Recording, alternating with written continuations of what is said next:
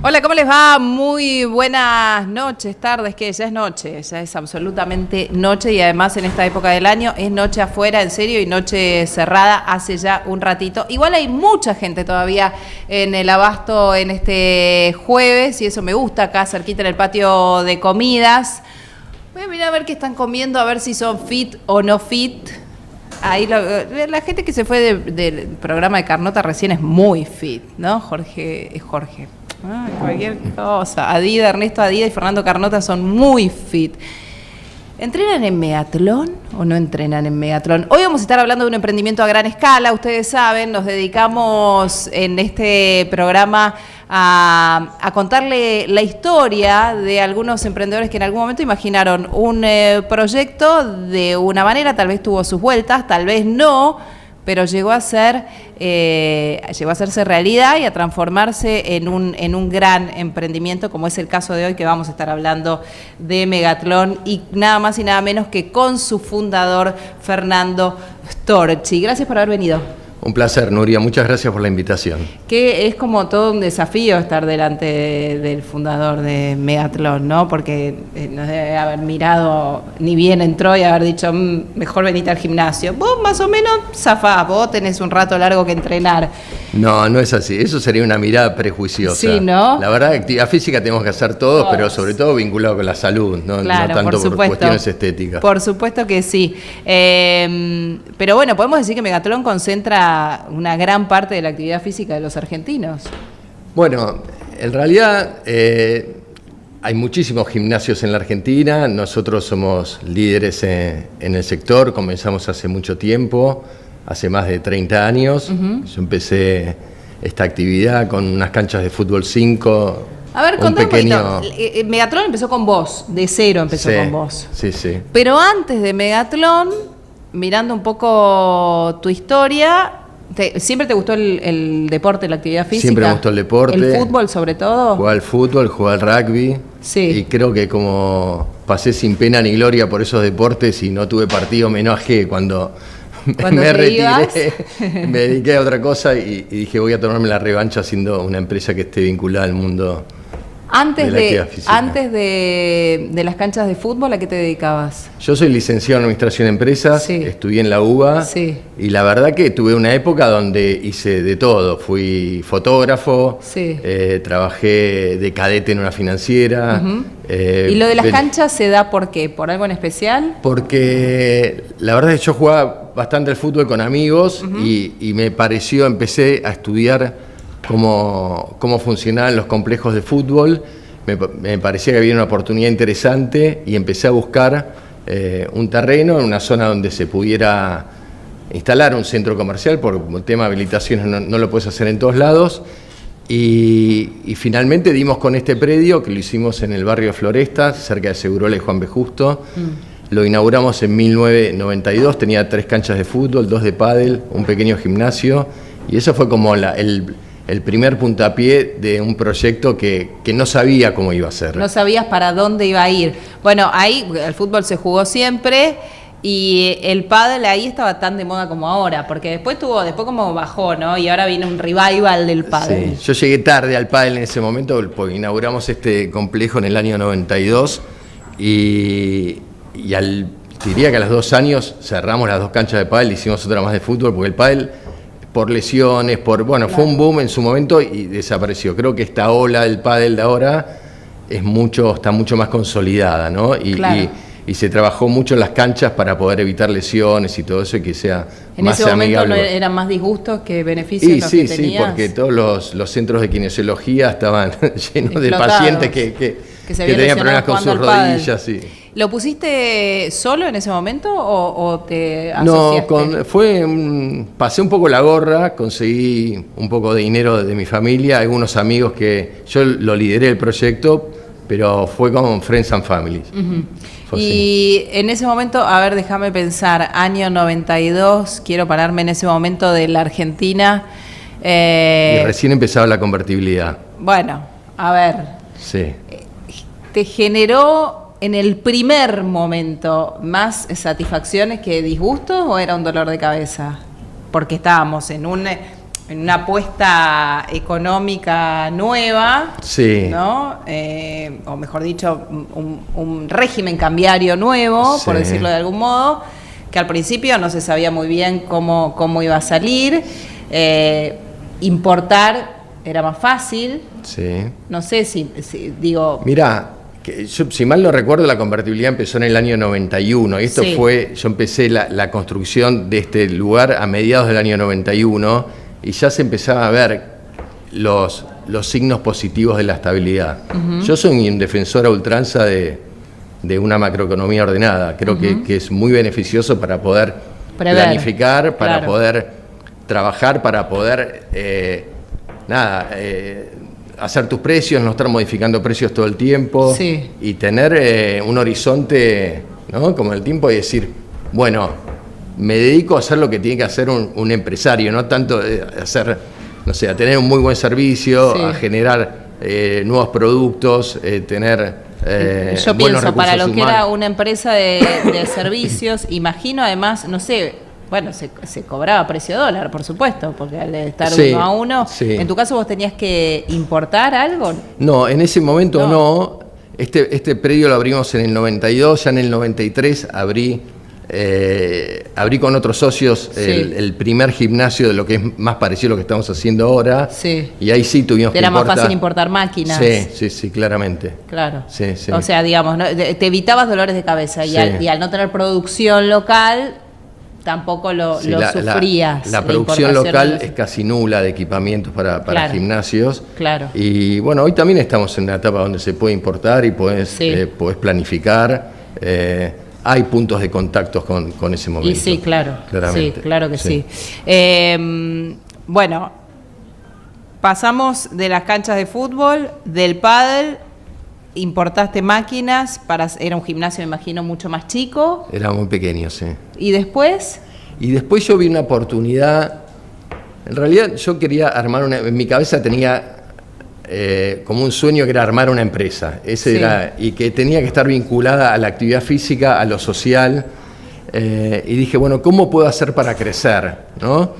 Y ahí vi una oportunidad que se da de vuelta. Yo jugaba al fútbol con amigos y había ido a muchos clubes de barrio que tenían las instalaciones en muy mal estado. Entonces Sí. fui a llevar una propuesta a esos clubes para mejorar las instalaciones. Al principio, me acuerdo, en el primer lugar donde fui me rechazaron, pero en el segundo ya me tomaron la propuesta y ahí empezamos a incursionar en toda una etapa donde desarrollamos nuestra actividad en clubes, muchos vinculados al fútbol. All Boys, Racing, Estudiantes de Buenos Aires, o sociales como el Club Villa Crespo, algún lugar sindical también. Eran sin marca, tomamos concesiones por 15 años, Sí. armamos los gimnasios, refaccionamos los natatorios. ¿En cuántos lugares?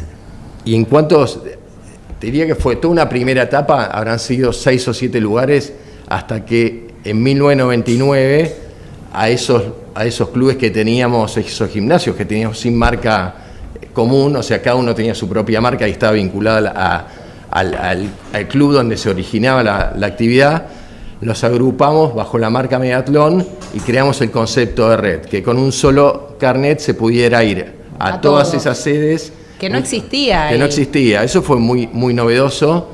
Y ¿Todo la era en qué zona? ¿De Capital? Y no, o en provincia de Avellaneda, Buenos en Aires? Devoto, en Floresta. O sea, era en Capital en el y centro. conurbano, digamos. Sí, Capital y conurbano. Y con un carnet podías ingresar, eso era el innovador en ese momento que no existía. Sí, era más amplio el concepto, que con un solo carnet accedías a todas las sedes, en cualquier horario, a todas las actividades, un sistema all inclusive de gimnasios, que no había, ¿no? Porque antes los gimnasios vos contratabas para ir o martes y jueves o lunes y miércoles, Sí, claro. o ibas a musculación, o ibas a clases o a pileta, dijimos, Sí. simplifiquemos esto para la gente. El y que paga una cuota puede pagas ingresar una cuota, a la una vez pileta, que pasás al por el solarium, molinete, al hacías gimnasio, a lo que quiera. todas las actividades. Y le agregamos otra cosa que también fue muy novedosa, porque nuestra actividad tenía una estacionalidad muy fuerte. Entonces, Previo al verano. Previo al verano, Que todo el lo mundo que se quiere dijimos, ver más o menos bien. ¿cómo podemos hacer para...? Y te estoy hablando hace 25 años atrás, Sí. no estaba tan vinculado a la salud o menos vinculado a la salud que ahora. Entonces dijimos, A ver, le tenemos que dar previsibilidad a nuestros ingresos y hicimos un trato con nuestros clientes que de alguna forma fue, bajamos la cuota a la mitad, pero cobramos con débito automático durante todo el año con tarjeta de crédito. Y eso a nosotros nos marcó un antes y un después, porque claramente se empezó a romper la estacionalidad, empezamos a tener ingresos bancarizados, a acceder a créditos bancarios, a formalizar mucho más el sector y la verdad ¿Eso es que... hace cuánto existe el modelo de pagás todo el año? 25 años. Eran débito automático con tarjeta de crédito y bajamos mucho la cuota para eso, ¿no? Claro, bueno, todavía igual de todos modos sigue existiendo esta posibilidad de que si vos contratás todo el año, también está la opción de mensual, no sé, siempre... Está la opción de mensual, es más cara la opción de mensual y como también cerraba con esto de si vos querés hacer actividad física porque querés mejorar tu salud no es para hacerlo 2 o 3 meses por año, es para hacerlo de forma regular. Te comprometas, que te comprometas durante todo el año. Y si ya sabes que lo tenés pago, probablemente te comprometes un poco más porque lo pagaste. Sí, entonces, tal cual. Así que fue... el momento de ir, decís, bueno, lo tengo pago, voy a ir. Bueno, ahí generamos la marca, el concepto, o sea, fue la primera red de clubes y empezamos a bancarizar ingresos, eso nos permitió empezar a crecer hasta que llegó el 2001 y ahí tuvimos una situación bastante compleja. Antes de llegar al 2001, rubro, actividad física, profes de gimnasia, digo, es difícil porque tenías que completar cada uno de los gimnasios con gente idónea, con gente buena onda, porque tenía que tener por un lado la mirada en el bienestar físico y la docencia y bla, y por otra parte... buena onda, porque la mirada comercial de recibir gente todo el tiempo y yo creo que ya no es lo mismo que estar en un gimnasio chiquito y ir a dar 3 clases por día. No lo registro como difícil, porque me parece que los profesores de educación física, que son muchísimos los que trabajan en Megatlón, se forman de alguna forma con una vocación previa, que tiene que ver con una actitud de servicio y de hacerle bien a los demás. Y entonces hay algo natural en los profesores de educación física, quieren mucho, les gusta mucho su trabajo, entonces es como más fácil, lo veo así. Después hay profes más carismáticos que otros, claro, obviamente. Por supuesto. Nosotros actualmente, por ejemplo, tenemos 18.000 clases grupales mensuales con 60 actividades distintas. Y son como, esos espacios son como pequeñas tribus donde su profesor está con sus alumnos, puede ser desde gimnasia acuática hasta baile, una clase localizada de yoga o de taekwondo, y se generan pequeñas comunidades donde se dan vínculos muy, muy interesantes. Llegamos al 2001, crisis. Hay algunos que se empiezan a golpear. Vamos a contarles de nuevo, tal vez para los que recién se suman, con el fundador de Megatlón, una de las cadenas de gimnasios más importantes de la República Argentina. ¿Hoy cuántas sedes tiene Megatlón?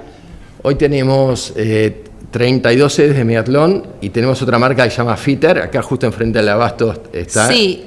A ver, hablemos de eso también. Cuando una cadena de gimnasios tan importante como Megatlón monta otra cadena que se supone, lo voy a decir como se dice, es como la segunda línea del más importante. No sé si está bien dicho, tal vez decir, no, justamente no es lo que marketineramente queremos que se diga, pero se supone que la cuota es un poco más económica. ¿Cuál es la diferencia? La cuota es más económica. La propuesta nosotros buscamos hacer una propuesta más simple que la de Megatlón. Voy a ir un poquito más atrás. A ver, lo que vimos nosotros hace 7 años cuando lanzamos Fitter es, en la Argentina el 7 u 8% de la población asiste a gimnasios regularmente. En Estados Unidos ese número llega al 25% y en Europa está entre el 15 y el 20%.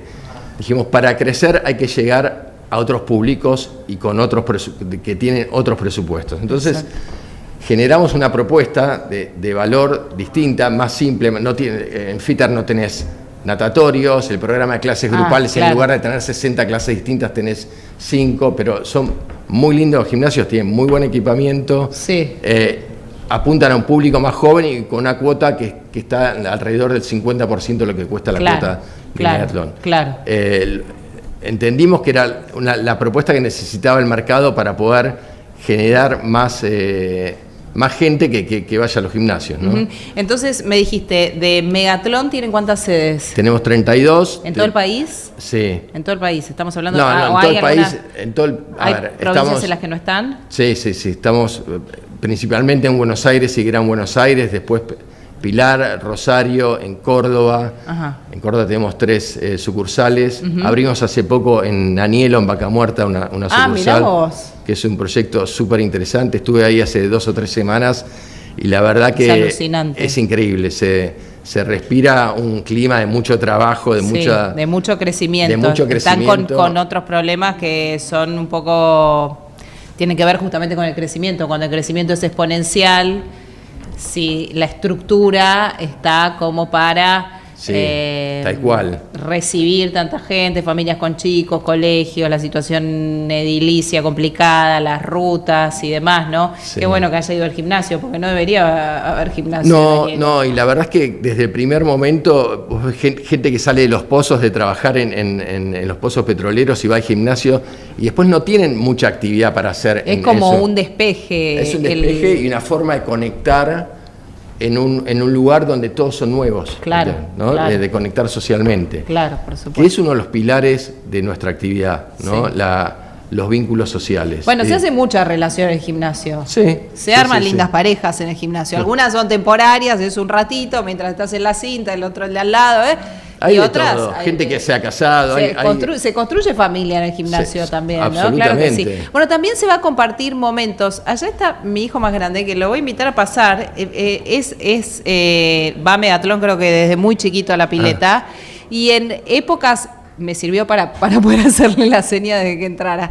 Y en épocas en las que de repente estábamos muy atareados, yo trataba siempre de anotarme, sí o sí, todo el año, varias veces. Lo hice como para poder compartir ese momento de la ida y la vuelta. Ahora que ya es más grande no me da mucha bolilla, por no decir pelota.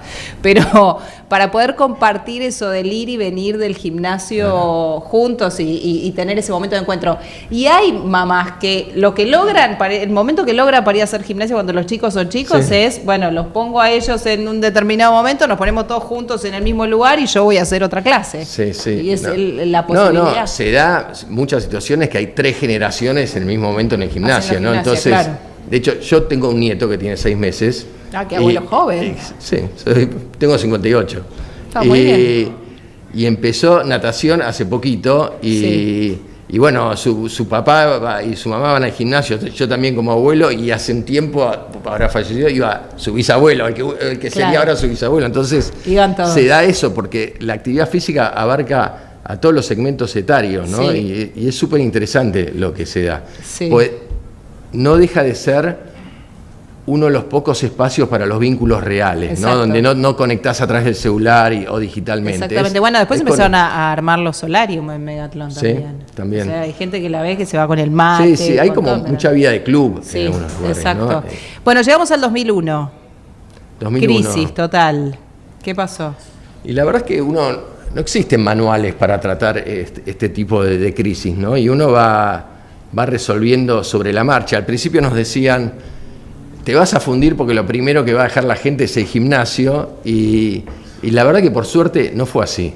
Mirá, no fue así. Era como el gusto que la gente necesitaba darse o el momento para... Nosotros obviamente mantuvimos los precios, no movimos un centavo los precios, no despedimos a nadie ese año. Sí bajamos los sueldos gerenciales en un 10%, porque había que hacer un ajuste porque estaba muy grave la situación, y de alguna forma hicimos el aguante, ¿no? Y lo que nos permitió descubrir el 2001 es la fortaleza de los vínculos sociales, ¿no? Porque había mucha gente que decía, no me borro del gimnasio porque acá tengo mi grupo de amigos y me contiene, perdí mi trabajo, me cuesta más barato ir al psicólogo, capaz que me ayudan a conseguir otro trabajo, estoy contenido, hago actividad física. Inclusive hay gente que le dijimos, bueno, te bancamos hasta que resuelvas tu situación personal. O sea, en el 2001 no tuvieron que cerrar sedes. Nada. Nunca cerré una sede. Qué en 30 años de historia, nunca cerramos. Donde empezamos a hacer una actividad, seguimos hasta ahora. Y sé que tiene más de 30 años. En su momento, Megatlón y Sport Club ¿era una misma sociedad y después se dividieron? No, teníamos un origen común. Sí. Los fundadores de Sport Club eran socios míos, después nos separamos Ok. y ellos armaron Sport Club y yo Mediatlón. Ok, pero Sí. en algún momento arrancaron juntos. Sí. Y después del 2001, superada la crisis del 2001, ¿todo fue para bien o te enfrentaste a algún otro momento? La verdad es que difícil? después en 2003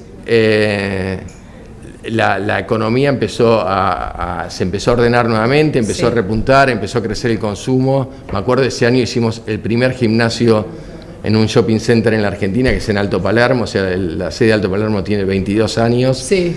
Y tuvimos toda una etapa interesante de crecimiento. Después nos fuimos para el lado de Pilar, a Zona Norte, en Martínez, en Núñez, que no estábamos, en la imprenta. ¿Y en algún momento vos te imaginaste que ese lugar que habías imaginado por ser amante de la actividad física, querer, desear tener una empresa, podía llegar a ser lo que es hoy Mediatlón? No. No, nunca. No, pensaba. El crecimiento siempre, te fue sorprendiendo. A ver, no sé si me fue sorprendiendo, pero fue paso a paso, ¿no? Fue una construcción de muchos años y de tener una disciplina de ser constante. De ser constante y de reinvertir el 90% de las utilidades en el negocio. ¿Y qué fue lo peor que te pasó? La pandemia.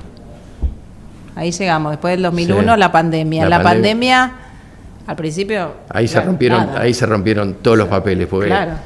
¿Qué porque hacemos? digo, otra vez, ¿no? Esto de no tener libretos, no tener manuales, no tener consultores que te puedan ayudar, porque un empresario puede estar acostumbrado a lidiar con la inestabilidad crónica que tiene la Argentina, con mayor nivel de actividad, peor nivel de actividad, que el dólar se va, que te cierran las importaciones, pero que te cierren el lugar de trabajo, eso fue inédito y eso ocurrió por primera vez. Nosotros fuimos de los sectores más castigados con los cierres.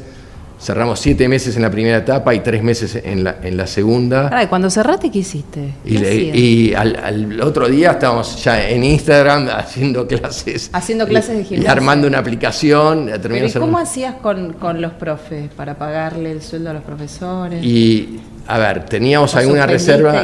Y rotabas. No despedimos absolutamente a nadie. ¿Y seguías pagando mes a mes? Sí. Wow. Sí. Difícil. Difícil. Yo estuve casi fundido. Pero ¿no? vos ahí tenías endeudado. el ingreso, porque la mayor parte de tus socios son los que te pagan el anual. Sí, pero ahí se cancelaron los ingresos. Se cancelaron y tuvimos algún ingreso residual y después no tuvimos más ingresos. Hubo una ayuda también de estatal, que estuvieron gobierno, los ATP. Sí. Por el hecho de estar formalizados, eso es una ventaja. Porque igual nos movemos en un mundo, en un sector muy informal, mucha informalidad ahí. Pero yo quemé todas las naves y en un momento dije, bueno, moriré peleando, qué sé yo. Qué loco, ¿no? Porque digo, en ese momento vos estabas frente a una situación de crisis con el gimnasio cerrado, pero por otra parte hacer actividad física en ese momento para la gente en medio de la pandemia era casi como su salvación. Yo me acuerdo, y ahí entrenaba mucho, subía y bajaba como 5 veces los 15 pisos de la escalera de mi casa corriendo, del edificio de mi casa. Y si me encontraba con alguien, yo decía, no podemos pasar los dos por el... Y eso que nuestra actividad, por suerte, yo salía a trabajar. Sí, ustedes eran esenciales. Nosotros éramos esenciales y entonces salía a trabajar, iba y venía y qué sé yo, pero el tema de la actividad física, antes de que habilitaran la posibilidad de salir a correr y todo eso, era tremendo. Por eso digo, en ese momento ustedes tenían un rol protagónico muy importante y no podían trabajar como querían trabajar. No podíamos trabajar, pero nos pudimos reinventar de alguna forma. Empezaron con dijimos, bueno, si la gente no puede venir a los gimnasios, nosotros vamos a ir a la casa de la gente. Dijimos, llevamos Mediatlón a tu casa. Y empezamos con todo el programa. Teníamos el personal trainer online, que era todo un sistema de reservas que lo diseñamos ahí en la pandemia, que vos contratabas a un profe y en determinado horario entrenabas vía Zoom, o por videollamada. Después armamos todas las clases grupales que tenían las clases nuestras fueron las más vistas en todo el continente. Sí. Eran, no sé, pero gente de toda Latinoamérica, ¿no? Claro. Tomando clases. Pues lo que te da lo digital era una expansión que lo físico enorme. no te lo da. ¿Y eso después no te generó más gente en Megatlón cuando la posibilidad de que la gente vuelva a salir a la calle se abrió? Sí, un rebote, 2 etapas, ¿no? Porque por un lado decían otra vez los agoreros y los iluminados que decían, no, los gimnasios es una actividad que va a desaparecer porque la gente ya se acostumbró a trabajar, a entrenar en sus casas y les resulta cómodo. Y la verdad que por suerte no pasó nada de eso. No. Y hubo un rebote muy fuerte en la actividad. Claro. Porque la gente quiso recuperar lo que había perdido tal cual lo tenía. Sí, ¿no? claro. Es más, Claro.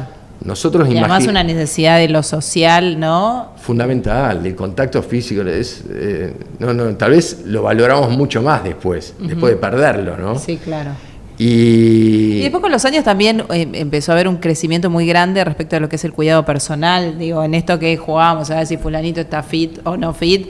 Digo, esta cuestión de saber que entrenar con constancia tiene sus beneficios a largo plazo, mucho más allá de la estética, y que después de que pasaste los 40 no tenés que dejar que el tren siga, porque digo, ahí es como casi una obligación como la de ir a trabajar, ir a entrenar. Sí. Para acá, para el físico, para no sé, para todo. Varios temas en lo que acabas de decir, que es todo cierto. La pandemia, si dejó algo positivo como mensaje, tal vez fue eso, ¿no? Porque la gente valoró mucho más su salud, su estado físico, porque en un momento era casi darwiniano, los que más fuertes estaban eran los que más sobrevivían. Sí, claro. Entonces decían, no, si vos estás mal o tenés una enfermedad, tenés más chances de que te ocurra algo malo. Y hubo una valoración muy alta. La actividad post-pandemia rebotó fuerte y nosotros sí imaginábamos un mundo más híbrido, con que combinara más elementos de lo digital, pero la verdad que lo digital se fue apagando. Quedó el mundo real, el mundo físico. Y la verdad está bueno. Y esto de la conciencia, yo siempre digo, la actividad física no es opcional, hay que hacer actividad física. Claro. No es que tenés que venir a Megatlón, pero tenés que hacer actividad física, digo. 6 de cada 10 argentinos tienen sobrepeso, hay un 28% de obesidad en la Argentina, las enfermedades crónicas son no transmisibles, son la mayor causa de muertes en la Argentina y en el mundo, y están vinculados con factores de riesgo que son modificables, ¿no? La inactividad física, la mala alimentación, el tabaquismo, el alcoholismo. Entonces, me parece que la gente hoy la medicina nos mantiene vivos mucho más tiempo y vemos gente que pasa a los 80 como si nada y está en los 90, pero el tema es cómo llegás, ¿no?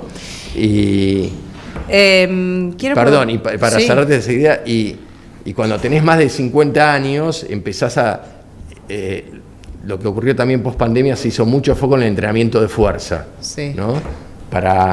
Hay algo que ocurre que es la sarcopenia, que es la pérdida de masa muscular. Entonces tenés que mantener tu cuerpo fuerte, hacer trabajo de fuerza, y las mujeres se sumaron mucho. Eso es una novedad también, hacer fuerza. ¿Hoy tenés más mujeres que hombres o no, es 50 y 50. 50 y 50. ¿Y entre adultos y chicos qué tenés más?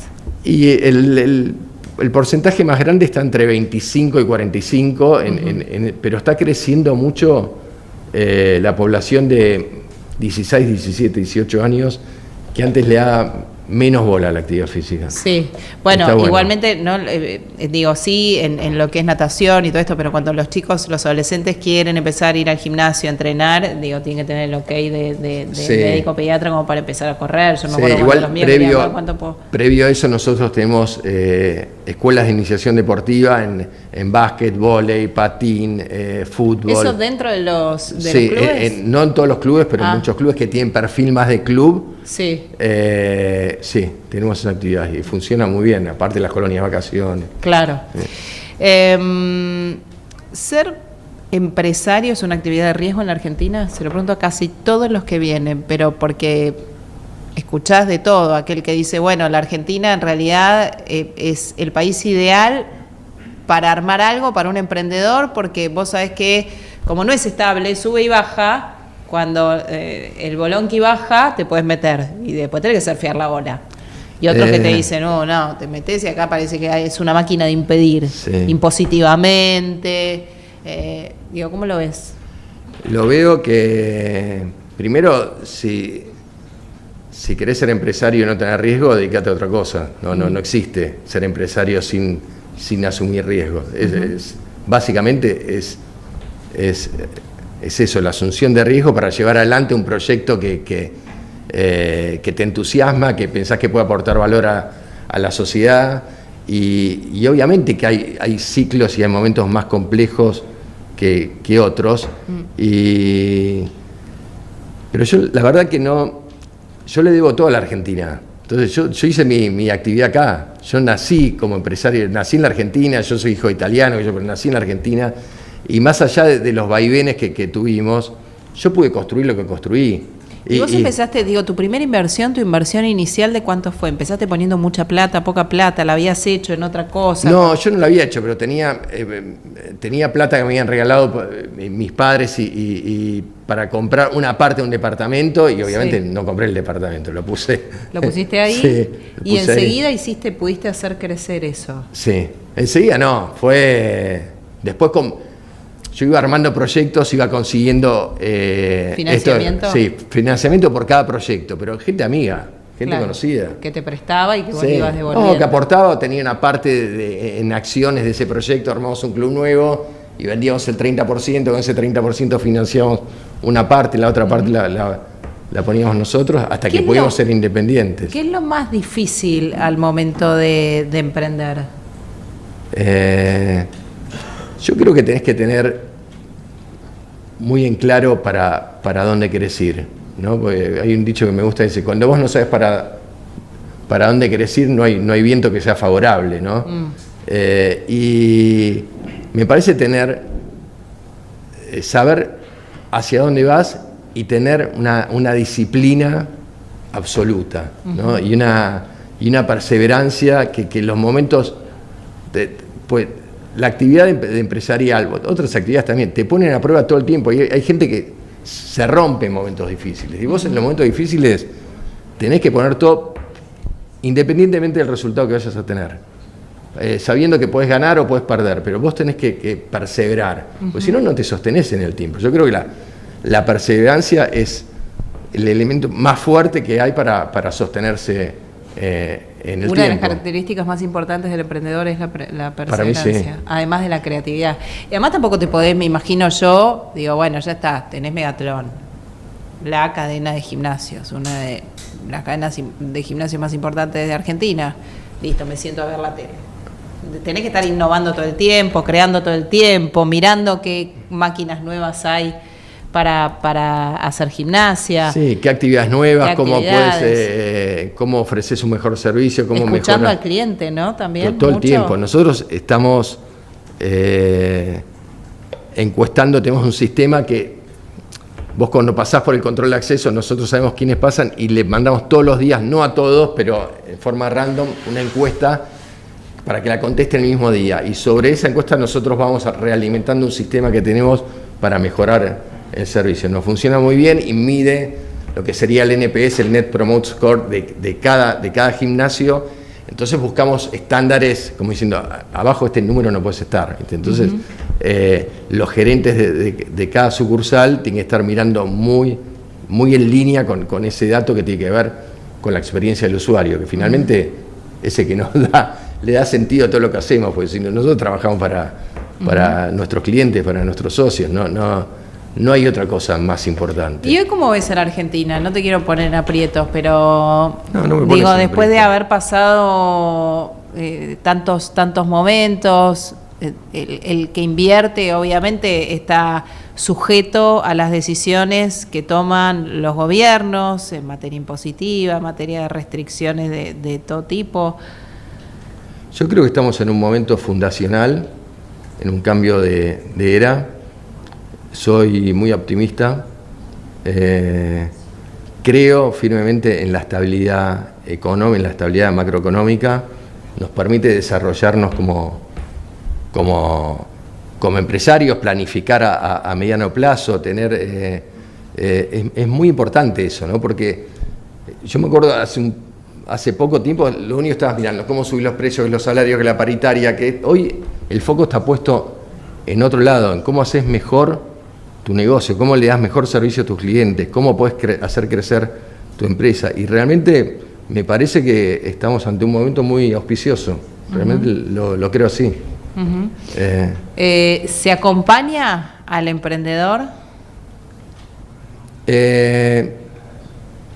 Poco, te diría que bastante poco. No es un país que es pro empresario. Creo que eso está cambiando también.